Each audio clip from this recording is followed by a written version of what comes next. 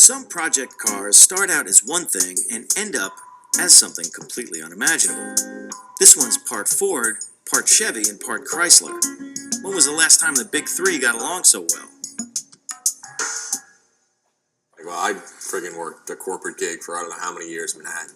And then you get sick and tired of it, and then you just stop. You get to that point, you're like, all right, the hell with this. Right.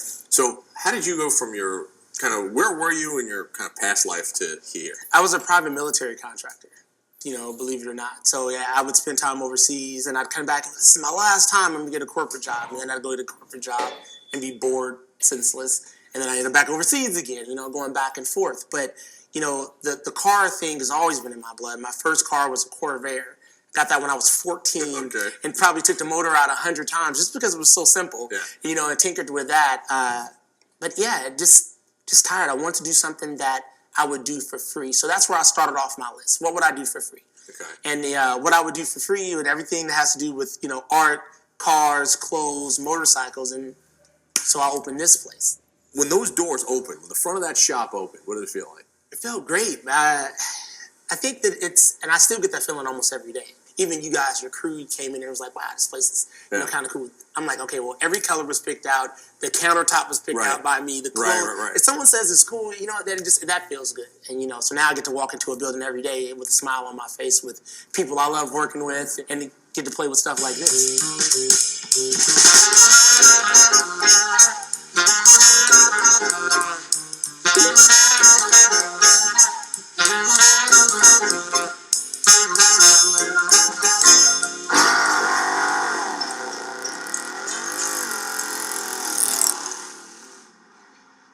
It's a 51 Ford, a Tudor.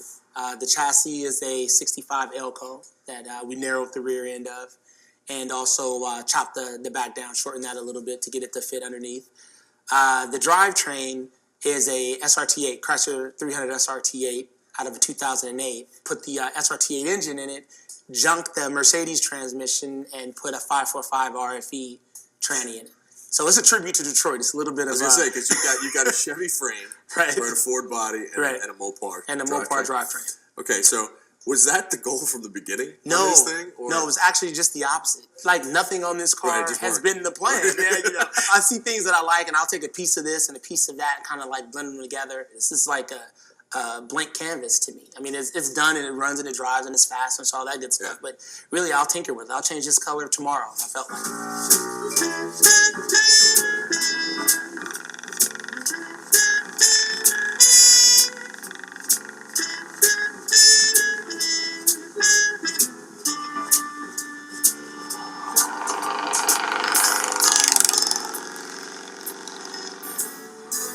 One of the first things I was struck with when I met Bobby was his sense of creativity. If you look around his shop, the artwork that he has, the clothing that he has, everything in that shop kind of speaks to you in a certain way that makes you raise an eyebrow. And it's very, very slick. When you first decided to kind of set up the shop, right, were you nervous about doing it? Were you nervous about kind of how it was going to be perceived or anything like that? Or no, I mean, because just like building a car, I kind of like fell into it. I had this little section back here was just a hobby shop of mine. I rented it, kept cars here. I lived in a different state. I'd be overseas. I'd come back and I'd just tinker.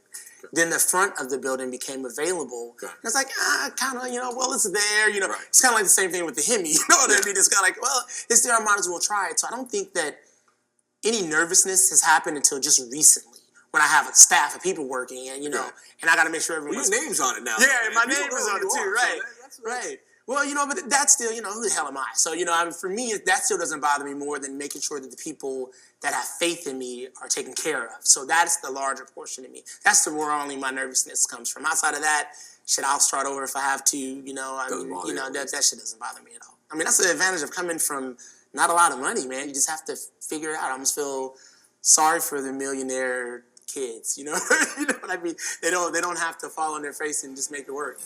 That whole generation of let me see if I can fix it is rapidly going away. That whole generation of I think I'm going to pull a car out of the weeds and put that back together. Kids don't want to do that anymore, man. Junkyards don't have stuff like that anymore. And it's getting harder and harder to find people who share that passion. Bobby is not a numbers matching guy, obviously. He doesn't really care about cars that are, super corner carvers or burnout machines or anything. He wants something that looks cool, sounds cool, and kind of portrays his vision of what style is. This is one of those cars.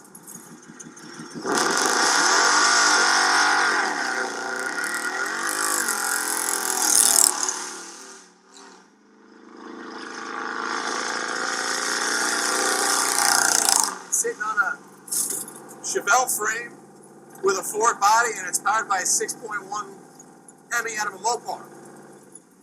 And my whole brain was just going, okay, well, why did you make such a Frankenstein car? Now, I was thinking Frankenstein. He was thinking tribute to Detroit. And I absolutely love that thinking. I love that mentality.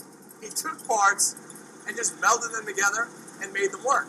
When people think outside the box like this, it makes you think about, what can I do with my car? How can I bring it to the next level? Now let's talk about presentation. All right, so you've got some mesh wheels on it. You've got this louvered hood. Again, it's chopped. Matte red paint. Car slammed to the ground. It looks the business. Oh, my favorite, I love the side exit, the exhaust that exit right at the base of the front quarter panels. Even though the top has been chopped like 4 inches, it's still got loads of headroom. It's a very comfortable car to drive.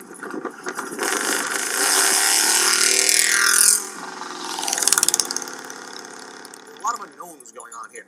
There are no mirrors in this car. Anyway, I don't have any side view mirrors. I don't have a rear view mirror. The front tire is rubbed. I have a shifter on top with a spiked handle that'll impale me if I stop short. I'll probably die. But you know what? You get way into it.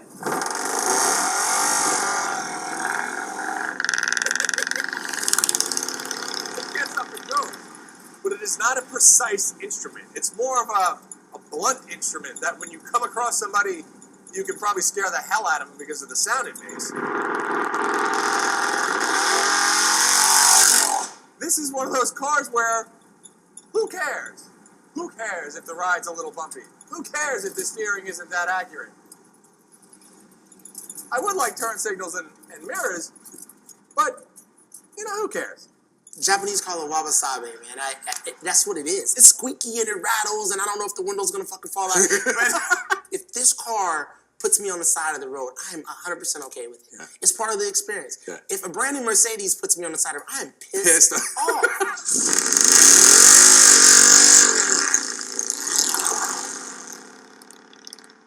I get more excited by stuff like this than I do when I walk by like a LaFerrari. When we get new cars, they're so refined and they're so quiet that it doesn't make you feel like anything. It's the comparison between a blanket from Macy's and grandma's quilt. To me, they both do the same thing. They both keep you warm. But the blanket from Macy's doesn't have a soul. Grandma quilt does. Right. So these cars have a soul to me. I can get in them, I can feel them, I know what's going on with it, opposed to, driving a twin-turbo Porsche, which I've had. Right. I've had all those high-end cars also, but none of them have a soul. They're fun, they're fast, but this is alive. You